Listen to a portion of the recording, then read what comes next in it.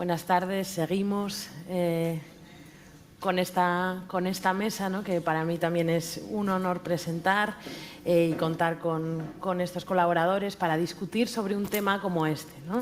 En primer lugar, bueno, quería de nuevo agradecer al Círculo de Bellas Artes por acoger y presentar, ¿no? Contar con nosotros para un tema como este, dentro de un encuentro, un foro sobre transiciones socioecológicas. Contar con las artes y las humanidades pues parece que va de suyo en un centro como este, y yo también lo agradezco que hayan contado conmigo para esta moderación. Dentro de la pregunta, ¿no?, que vamos a lanzar, vamos a tener ahora una discusión que hemos organizado en 3 bloques.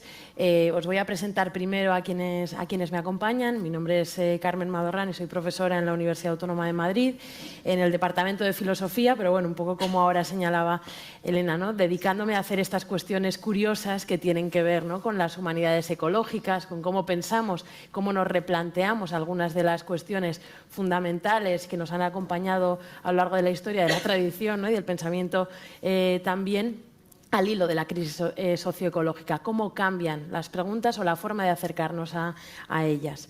En primer lugar, tenemos a la derecha a José María Parreño. Él es profesor de Historia del Arte en la Facultad de Bellas Artes, es poeta, es escritor, está vinculado a numerosísimas iniciativas, ¿no?, que investigan ese cruce de prácticas artísticas y problemas ambientales.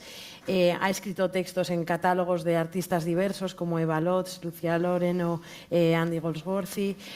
He comisariado distintas exposiciones, por ejemplo, Un bosque en obras, ¿no?, vanguardia sobre la escultura española en madera, o Naturalmente artificial, sobre el arte español y la naturaleza, del 68 a 2006. Ha editado varios libros de textos colectivos, no puedo decirlos todos, y bueno, pues su último libro de poesía es Pornografía para insectos, que también recomiendo, ¿no? Después tenemos también con nosotros, bienvenidos ambos, ¿no?, a Giorgia Volati. Ella es periodista especializada en cuestiones ambientales y no solo, ¿no?, se dedica en el Correo de la Sera a trabajar también en esa línea de divulgación científica que antes también se mencionaba. Ha sido además coordinadora en diversas publicaciones anteriores relacionadas también con esto, y se ocupa, en el caso de la divulgación científica, de moderar además y de participar en numerosos eventos. Tiene una agenda muy completa de actividades en temas de bienestar ambiental, de clima, y también en relación del mundo ambiental, animal y vegetal, con lo cual también, bueno, pues tenemos esa aportación desde un enfoque pues más inmediato, desde el periodismo y de esa labor de divulgación. Y a mi derecha inmediatamente se encuentra Oliver Ressler. Él es artista, cineasta, tiene multitud de instalaciones y proyectos que ha llevado a cabo en el espacio público, y luego pues más de 40 películas, ¿no?, que han sido puestas y expuestas en distintos eventos y festivales de cine. Ha recibido varios premios por ellas, y pues él ha participado en muchas exhibiciones colectivas, y también se le han dedicado ya a su trabajo, del que ahora veremos alguna muestra, pues labores y monográficos, ¿no?, y exposiciones en solitario en muy distintos museos a nivel europeo, ¿no? Entonces, creo que brevemente nos sirve como presentación. Y lo que hemos traído aquí, bueno, este era el inicio, a ver si nos funciona todo perfecto. Bueno, aquí tenéis sus nombres bien, por si yo no pronunciaba bien, sobre todo los dos que no son españoles. Lo que hemos traído es una discusión, una conversación que queremos que tenga tres partes. La primera pregunta que quería compartir con ellos tiene que ver con esta idea de cómo pensamos, ¿no?, la crisis ecosocial desde las artes y las humanidades, ¿no? Y recordaba que en el pasado 4 de abril de 2022, ¿no?, se emitió desde el IPCC, como sabéis, ¿no?, un comunicado de prensa desde Ginebra, donde el IPCC salía a decir literalmente esto, ¿no?, y os lo leo. Dicen, los escenarios que evaluamos para limitar el calentamiento a aproximadamente 1,5 grados, es necesario que las emisiones de gases de efecto invernadero a escala global alcancen su punto máximo antes de 2025, se reduzcan a un 43% en 2030, ¿no? Algo que sabemos. Por otra parte, también habría que reducir el metano alrededor de 1/3. Y decía el IPCC, aunque esto suceda, es casi inevitable que superemos temporalmente ese umbral de temperatura, pero podríamos volver a situarnos debajo de él a finales de siglo. Esto nos sirve para situar, ¿no?, como diagnóstico, saber que la crisis socioecológica no puede únicamente reducirse a una crisis climática y que tampoco el tipo de cambios que para ella pues, tenemos que poner en marcha van a poder ser menores o de matiz. A raíz de esto, ¿qué os parece, ¿no?, que entienden las humanidades y las artes por crisis ecosocial? ¿O qué espacio ocupan en vuestros respectivos ámbitos de trabajo otros problemas socioambientales que no sean únicamente el climático, como la extinción masiva de especies o la acidificación de los océanos? ¿Qué relación, ¿no?, veis ahí en vuestros ámbitos? Si queréis, podemos hacer esta ronda en este orden. En primer lugar, sí. María. Vale, pues gracias por la invitación y gracias a quienes estáis aquí escuchando. Gracias, Carmen, y a mis compañeros en esta mesa. Bueno, la pregunta de qué papel juega la crisis ecosocial en las artes visuales, que es donde yo trabajo, pues tendría que decir, aunque parezca un poco poético para empezar, que los artistas son un poco como veletas muy sensibles a los cambios atmosféricos. Ya que estamos en este ámbito. Quiero decir que antes de que sople el viento de la historia y despeine a los economistas, a los políticos y a todos los demás, los artistas se han dado cuenta de que algo pasa. Y cuento esto así porque me llama la atención que ya en 1970, cuando se creó el Día de la Tierra, fue un artista en aquel momento muy importante en la escena norteamericana, Robert Rauschenberg, quien hace el póster del primer Día de la Tierra. 1970. Decir también que, digamos que la relación entre arte y naturaleza ha evolucionado claramente al compás de una toma de conciencia general. Podríamos hablar de arte y naturaleza hasta final del siglo XX, pero enseguida se empezó a hablar de arte y ecología, y luego se empezó a hablar de arte y sostenibilidad, y luego de prácticas artísticas y cambio climático. Quiero decir que el arte ha sido muy atento a la evolución de la problemática y, de hecho, desde principios del siglo XXI, tenía aquí anotadas una serie de iniciativas. En el 2001, David Buckland, un artista británico, crea una gran iniciativa, Cape Farewell, la respuesta cultural al cambio climático. En el 2008, en Estados Unidos, se crea también una organización, 350.org, refiriéndose a la idea de que no se pueden superar las 350 milésimas de partículas de carbono en el aire para mantener una situación sostenible. Y, en general, desde principios del siglo XXI, se han sucedido las expresiones colectivas, las instituciones artísticas, las iniciativas particulares del mundo del arte en torno a este tipo de problemáticas, ¿no? Para terminar, en el punto en el que estamos,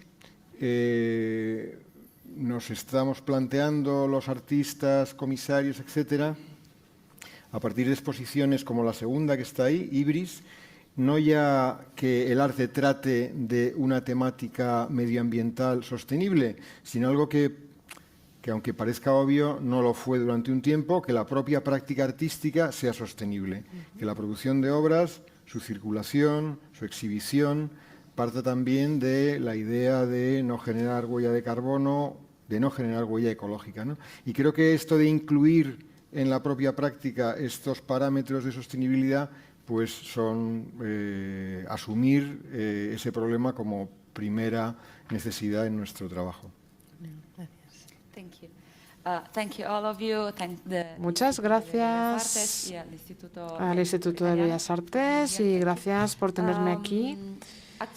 Bueno, de hecho, yo como periodista no me siento como artista, pero sí he tenido el privilegio de tener acceso a muchos artistas y a muchos fenómenos artísticos y puedo estar en contacto con muchas personas. Yo puedo decir que mi trabajo es traducir el arte, la ciencia y cualquier instrumento que tengamos para entender mejor el cambio climático en un lenguaje que todo el mundo pueda entender. Mis jefes siempre me han dicho, tienes que hablar como si estuvieras hablando con tu madre o con tu abuela. En Italia es Nonna María o el nombre de la abuela. Y es muy difícil, es que realmente es un juego artístico con las palabras. Hay muchos y muchas periodistas que también son poetas o escritores en general. Para mí es un trabajo de puente, de establecer puente, y por eso tendríamos que comportarnos para poder ajustar este tipo de lenguajes diferentes. Y yo por lo general pienso, estoy bastante cansada, de hecho, de podcast y de newsletters y de todo este trabajo, no esta excesiva producción de palabras, mientras una imagen, no sé, incluso una canción o un perfume puede traducir el sentimiento y el miedo del cambio climático. Mi trabajo en este sentido es muy difícil porque tengo que entender con profundidad lo que esto significa y tengo que intentar enviar, transmitir este mensaje. Yo creo que utilizar el trabajo de los trabajos artísticos es mucho más fácil y es la forma en la que podemos darle un puñetazo a la gente en el estómago, porque para mí estas palabras, estas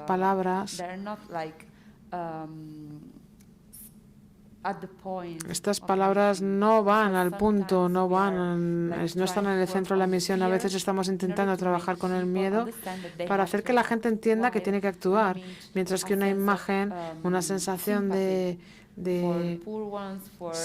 empatía o de compasión o de simpatía hacia los pobres o a personas que no tienen la suerte que tenemos nosotros, es mucho más poderoso. Así que yo creo que es difícil para nosotros el articular este concepto, pero yo creo que el arte es esencial y tenemos que ayudar a que las personas accedan a este arte. Gracias. Oliver. Sí. Creo que el arte puede tener muchas funciones diferentes y hemos avanzado mucho. Hoy José ha mencionado la organización de 350.org, que es una organización que establece el máximo de partículas que podríamos tener si queremos continuar la vida en la Tierra y que la temperatura no vuelva a subir más. Yo creo que en el momento tenemos como 490 partículas por millón.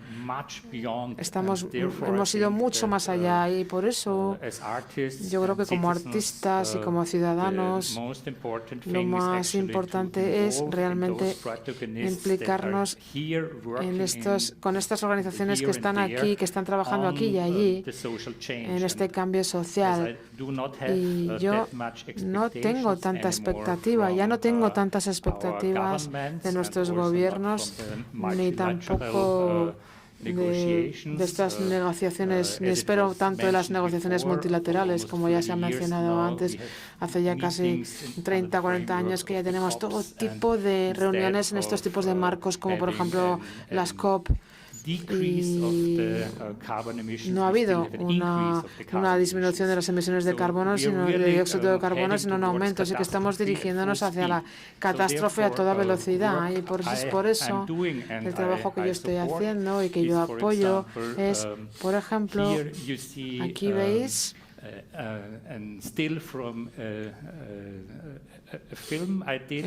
este pequeño fotograma de esta imagen, que es de Ende Gelände, activista del 2016 en Alemania, que intentaba, digamos, estaban trabajando en una mina y estaban ocupando una mina interconectada donde se estaba quemando ese carbón, y ya sabemos todos que el carbón tiene las emisiones de dióxido de carbono o de combustible fósil más elevadas.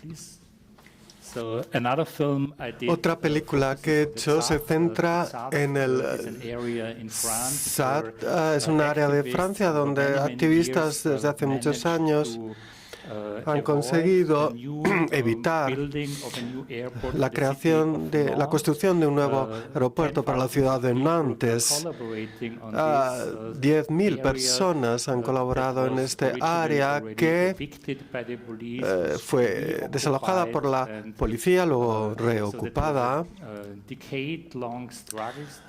Es una lucha de décadas que ha tenido mucho éxito. Hace unos pocos años el presidente Macron anunció que finalmente no se hará ese aeropuerto. Esto también muestra que la acción directa y diferentes personas que trabajan juntas para un objetivo lugar pueden conseguir un cambio real.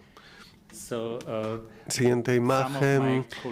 Algunos de mis colegas utilizan herramientas para la acción. Por ejemplo, estos globos han usado en muchas manifestaciones. Esto es de la COP21 en París de 2015. Por un lado, se pueden usar para de manera más lúdica, pero también crean imágenes visuales con diferentes funciones. En enfrentamientos con la policía, estos globos pueden interponerse entre la policía que carga y los manifestantes, ¿no? Otros compañeros, este es mi amigo Noel Douglas, que está trabajando en esta iniciativa Brandalism, que es una combinación entre brands y vandalismo. Digamos que transforman los anuncios corporativos por sus propias creaciones y lo llevan haciendo muchos años, ¿no? Y los imprimen por miles, ¿no? Y trabajan sobre temas. Este se centra, por ejemplo, en la vida en la ciudad y la imposibilidad de vivir con tantos coches en la ciudad. Artistas indígenas nativos americanos de North Dakota han estado luchando contra la expansión de los oleoductos en 2015-2016. Gilbert Piltz es un artista Dakota que ha dedicado 2 años de su vida para producir pósters, pegatinas que se usan en las redes sociales. Utiliza distintas estrategias visuales, la mitología nativa, esa serpiente, ¿no?, que ha sido fundamental. Y esta nueva serpiente es la serpiente del oleoducto que atraviesa sus ríos y con los vertidos de petróleo destruye los fundamentos de su vida. Pues Muchas gracias, porque con esto tendríamos, ¿no?, ya esa primera aproximación que queríamos hacer, ¿no? Ya hemos visto que había toda una labor, ¿no?, que se remontaría a los 70 en esa cercanía entre la reflexión ambiental y las artes, ¿no? Y vamos a retomar, vamos a entrar ahora en algo de lo que decía Georgia, ¿no?, en relación con el miedo y el papel que este puede tener también a la hora de transmitir la crisis ecosocial, de movilizar, que era algo también que se preguntaba en la mesa anterior, ¿no? Y parece claro que el miedo a fenómenos climáticos extremos, concretos también, ¿no?, que tocan a las distintas comunidades. Tenemos, por ejemplo, muy cerca en nuestro país el caso del Mar Menor, que ha servido como un fenómeno, ¿no?, que ha aglutinado a una región entera prácticamente, ¿no?, y que ha servido para poner desde una iniciativa legislativa popular llegar también a ser, pues, reconocer la personalidad jurídica, ¿no?, al Mar Menor.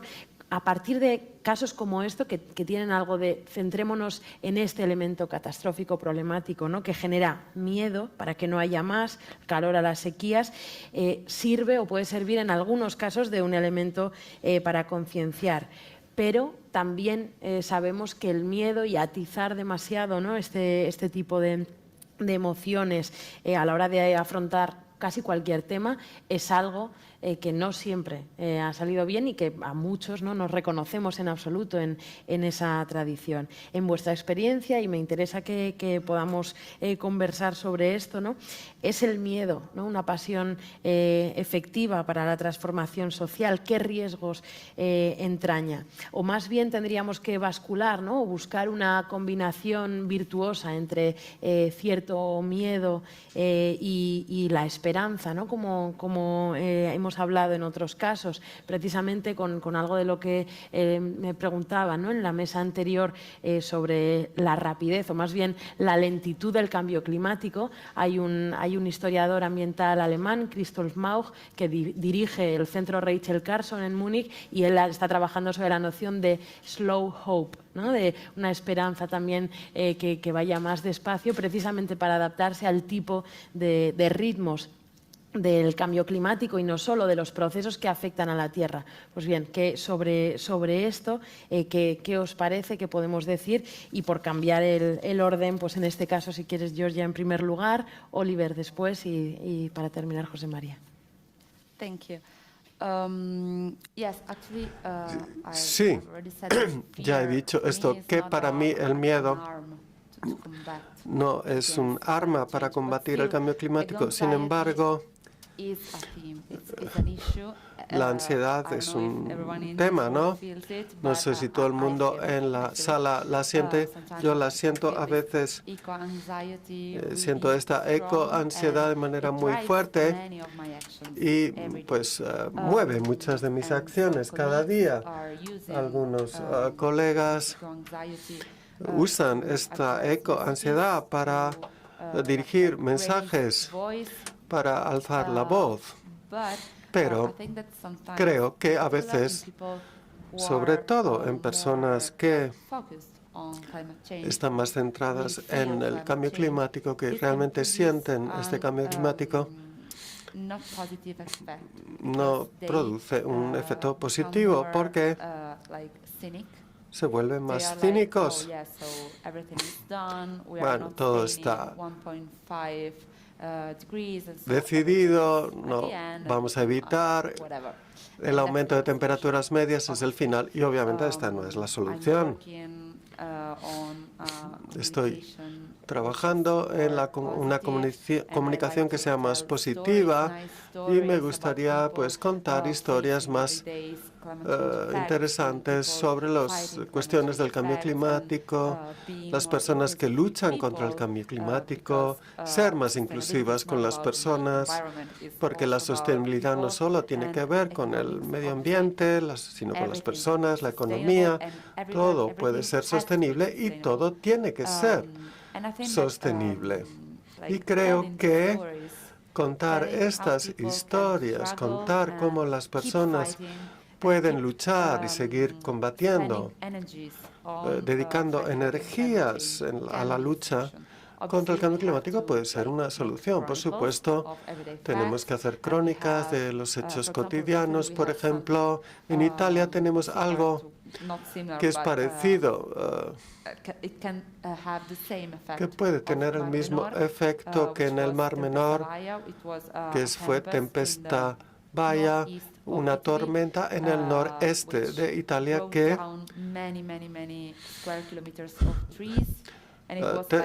derribó muchos kilómetros cuadrados de árboles y provocó un desastre socioeconómico y ecológico para la región, no solo para esa región, porque todos esos árboles fueron utilizados eran utilizados para la producción maderera, para las casas, de combustible, y fue un shock. Por primera vez, de manera fuerte, las personas entendieron lo que significa el cambio climático, porque, como ya he dicho antes, es un proceso lento, es difícil entrar en el problema cotidiano, pero es un problema cotidiano porque en este caso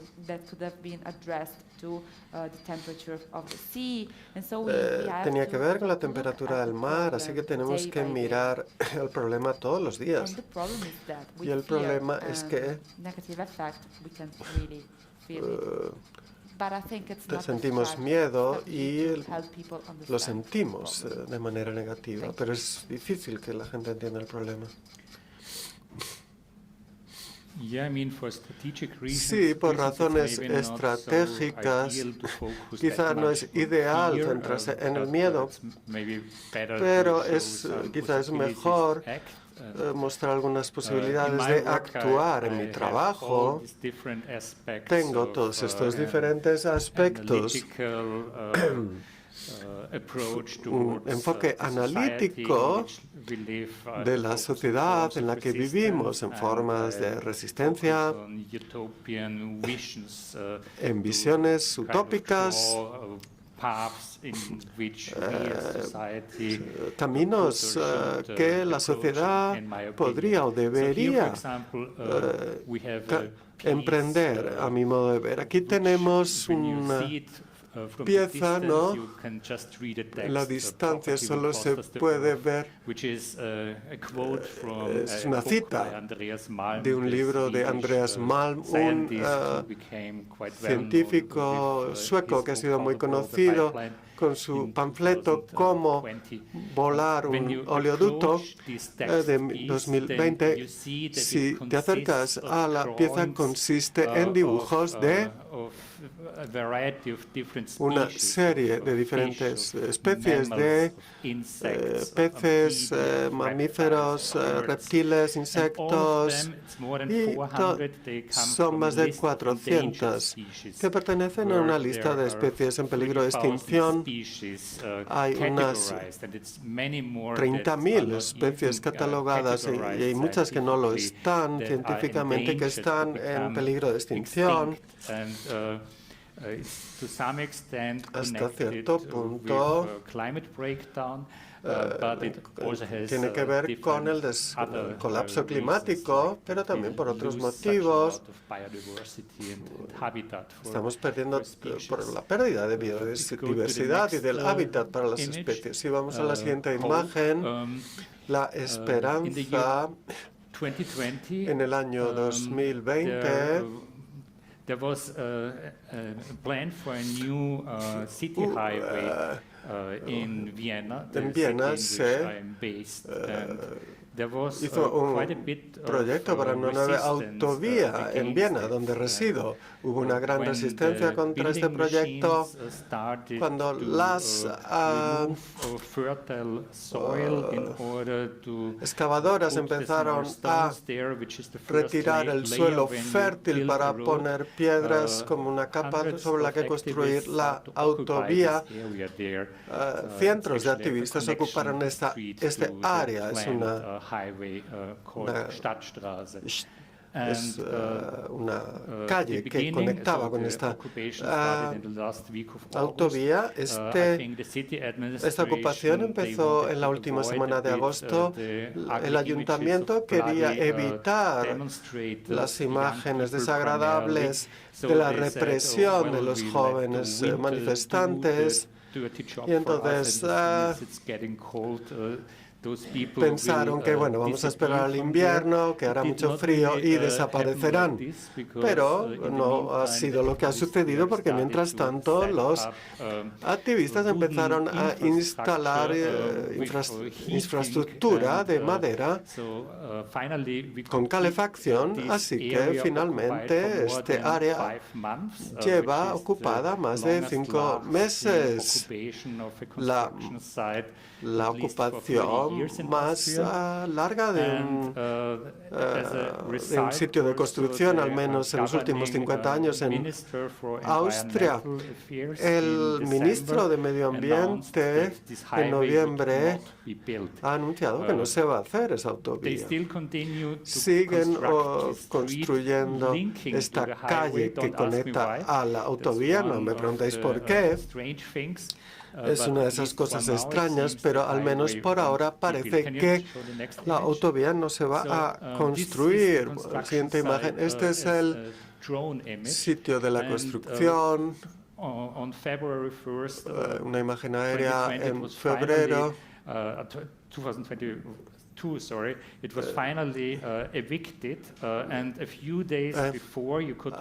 Unos días antes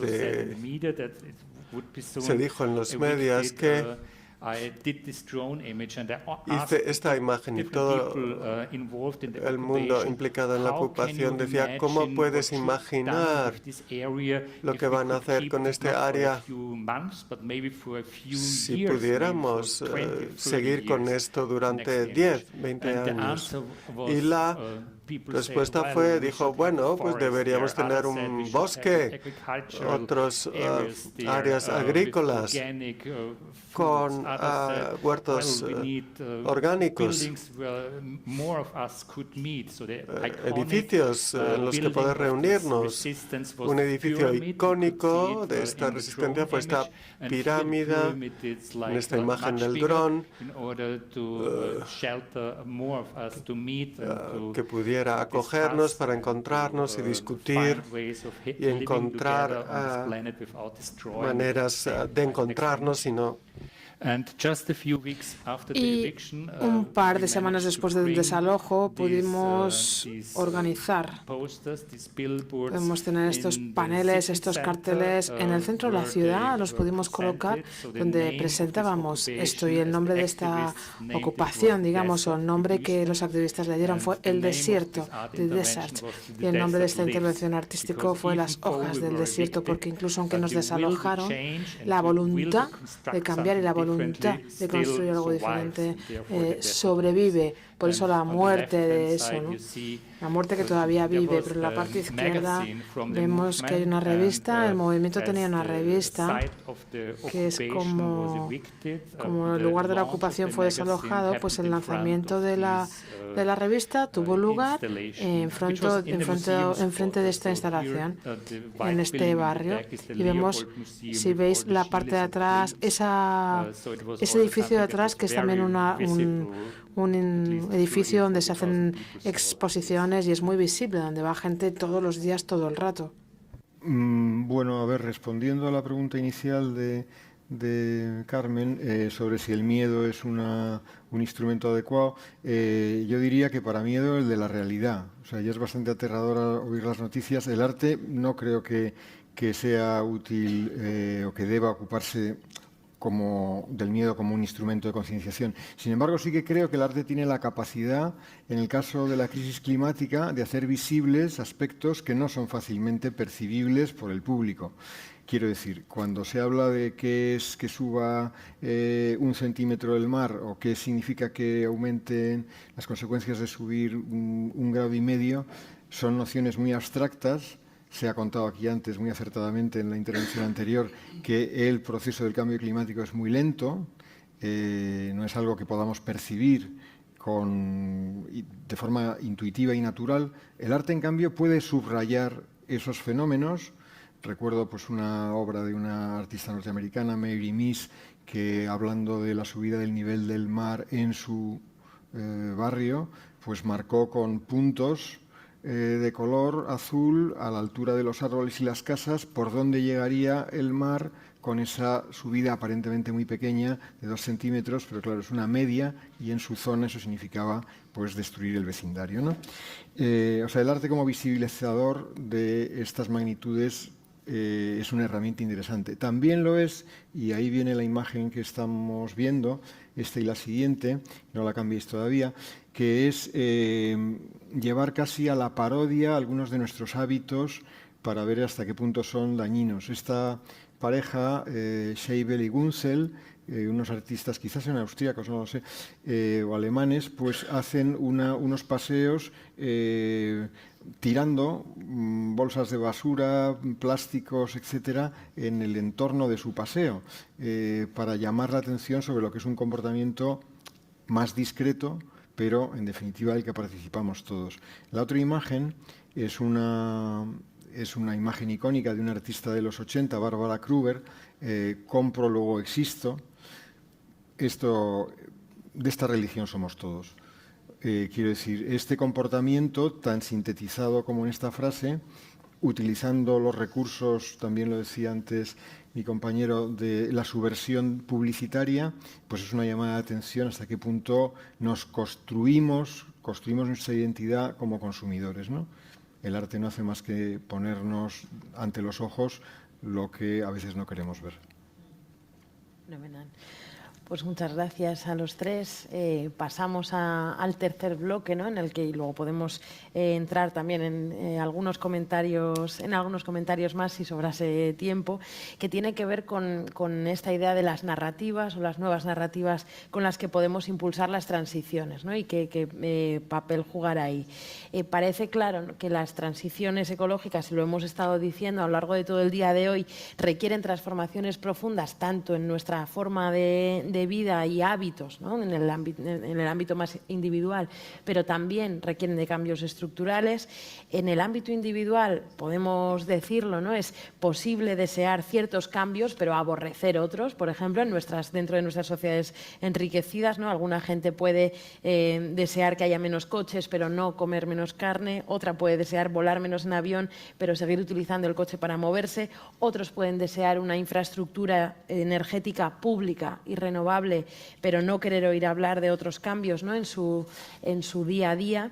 Entonces, me gustaría preguntaros, ¿no?, que si pensáis que es importante, ¿no?, que desde el arte y las humanidades se avance en la proyección de horizontes de deseo que sean sostenibles y justos. ¿Cómo podríamos hacer esto? Si nos parece que en algún sentido o durante un tiempo podemos decir que ha colapsado o ha brillado por su ausencia nuestra capacidad para imaginar precisamente esos horizontes de futuro que sean sostenibles, justos, pero que sean deseables, que a los que no miremos como pues, un peaje o una especie de condena por la que hemos de pasar, sino también como algo que motive nuestra aspiración de forma más genuina.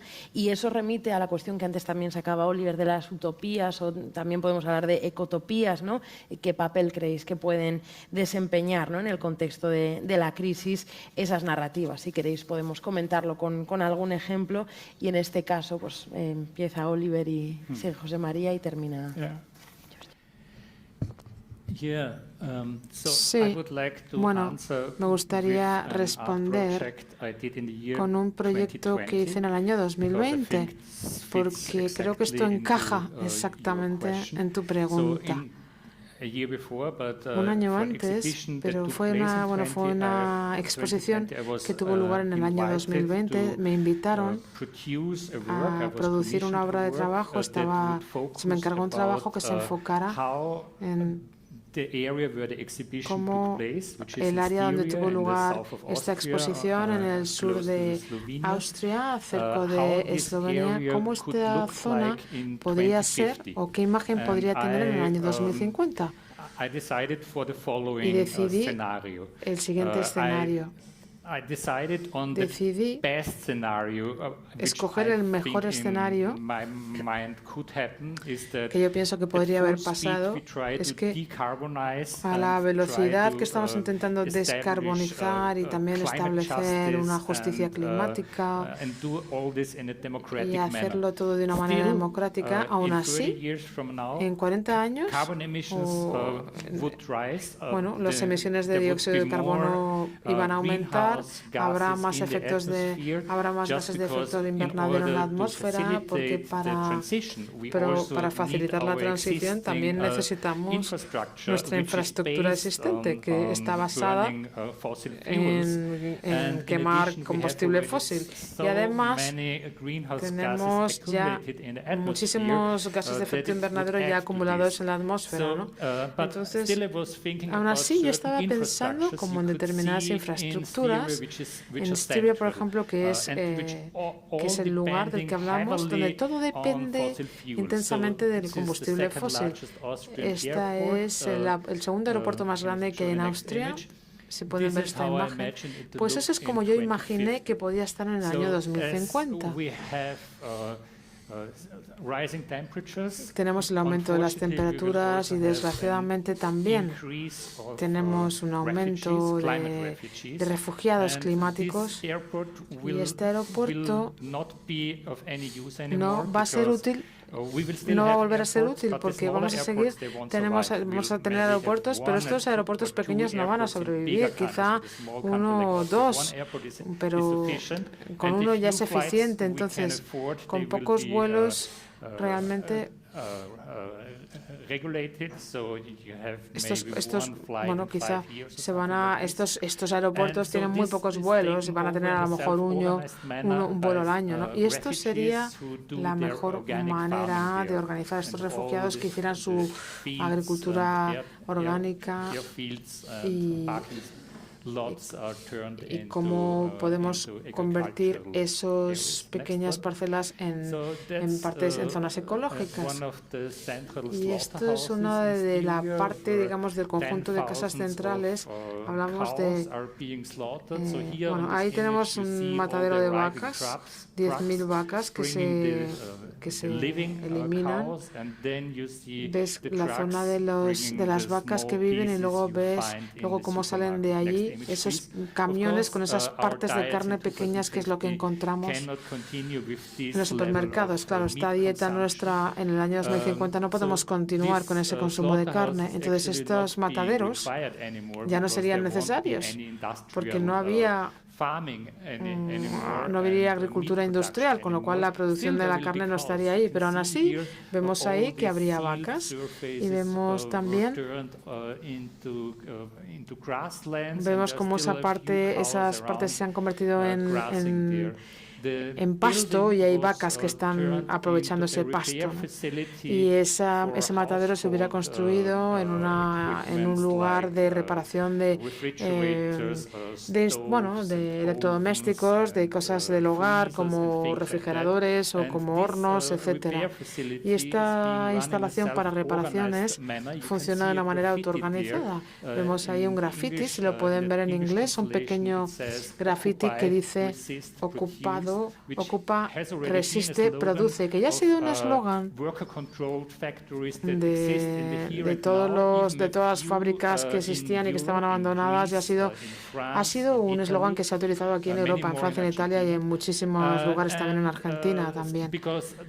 Porque esto también se va a llevar de una manera, se va a trabajar de una manera no jerárquica, no va a haber jefes, las decisiones se tomarán en asambleas.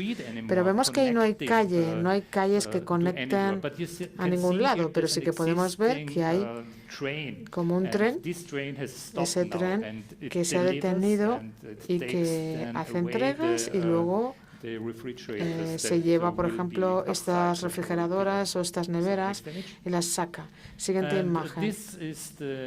Y esta es la fábrica la producción de gas y térmico más grande que hay en Austria, que está bastante cerca del río, que originalmente era una tierra que estaba inundada, pero cuanto más, se fue regulando y ahora es una zona regulada, y entonces en esta imagen yo lo que intenté era como reconstruir una forma en la que cómo esta zona podría ser, como qué imagen podría ser, qué apariencia podría tener en el año 2050, ¿no?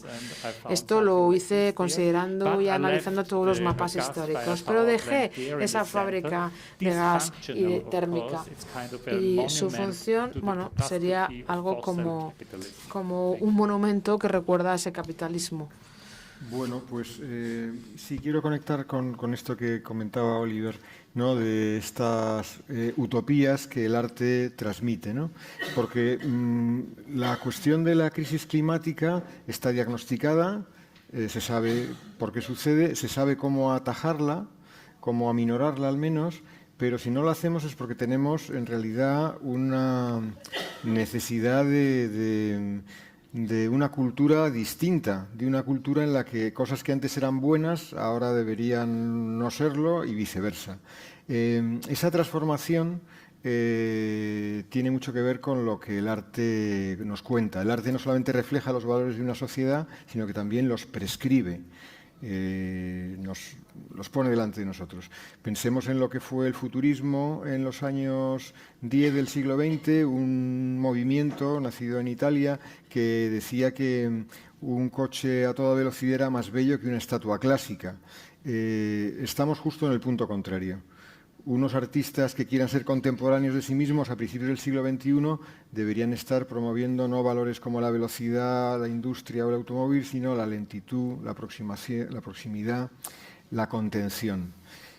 Curiosamente, estos artistas que decía al principio son tan sensibles a los cambios del viento de la historia, ya desde los años 60 ponen en marcha un tipo de obras que, por más que nos parezcan raras, tenemos que asumir que el arte contemporáneo es un paraguas para muchas actividades distintas, y una de ellas era el caminar como práctica artística. Yo en este caso preferí poner más que una obra, un libro de los varios que hay sobre esta temática para que veamos hasta qué punto se ha convertido en una tendencia dentro del arte de la acción, dentro del arte de performance, dentro del arte en relación con el medio natural, ¿no?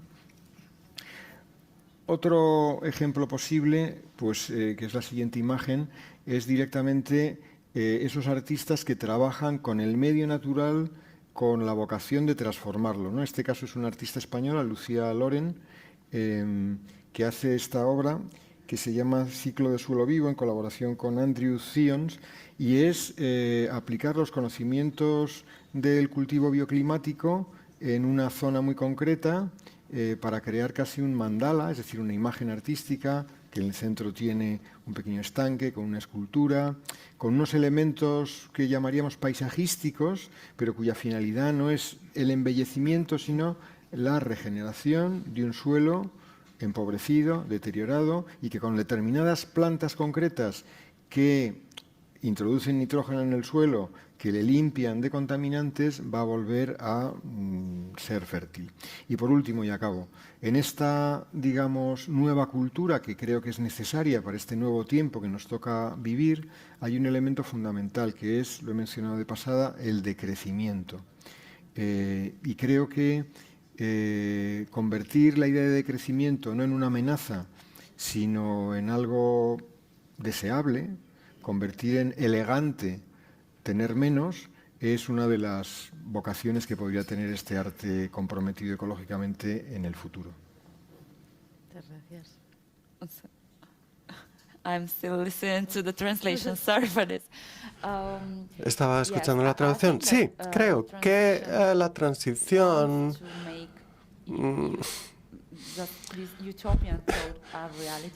quiere hacer esta propuesta utópica una realidad. Lo que todos queremos, pero tiene raíces tan profundas. El paradigma que queremos cambiar, el que se basa en nuestra sociedad, y por lo tanto es muy difícil. Creo que implica una vida más lenta. Eso puede ser una solución, pero ¿cómo podemos, para mí, por ejemplo, como para él, para ustedes, estar aquí con una vida más lenta, haber venido no en avión. En un mundo utópico no podríamos organizar esto, estar aquí, pero es importante difundir el mensaje sobre el cambio climático. Pienso que el cambio, la manera en que miramos el mundo, la transición energética, no es suficiente. Creo que realmente tenemos que cambiar la perspectiva en la que se basa nuestra visión del mundo, y creo que el arte tal vez puede ser útil para ello. Por ejemplo, la poesía te obliga a ser lenta, la poesía. Leer, releer, pensar lo que has leído y realmente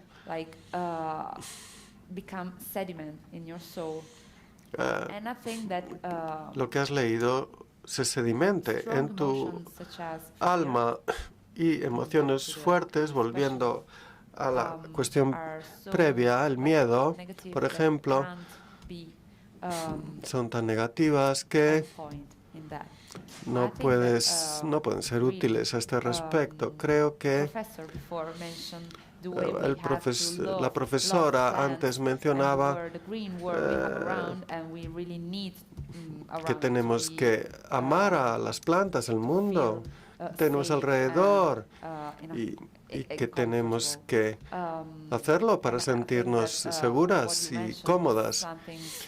Lo que has mencionado es la biofilia, la energía que sacamos de las plantas y de la afección que sentimos por las plantas. Ese afecto puede ser utilizado para hacer que amemos lo que tenemos alrededor, los animales, las plantas, y no va a suceder esto mediante el miedo o meros datos científicos sobre temperaturas, clima. No es suficiente. Y además están también los plásticos, la polución. Necesitamos reaprender a respetar. Más que saber, el conocimiento no es tan agudo, no es tan útil. En este momento creo que necesitamos algo más cómodo, más blando.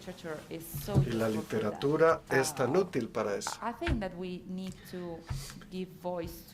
Creo que tenemos que dar la voz a las emociones y no a los hechos, porque los hechos los conocemos. Hay muchos periodistas que cuentan los hechos. Internet habla tan alto, pero no es real. Lo real es esa planta, y esa planta pues nos hace sentir más relajadas. Si está rodeada de naturaleza, eres más creativa, más tranquila, no estás tan nerviosa como estás dentro de un coche, en la calle. Y ese punto es el que necesitamos ahora. Por supuesto, la ciencia está por encima de todo, tenemos que confiar en ella porque no podemos permitirnos no hacerlo, pero las emociones y la consistencia real de las cosas es lo que necesitamos. Para ir cerrando, recordaba ahora al escuchar las intervenciones, ¿no? una frase de Bruno Latour que decía, ¿no?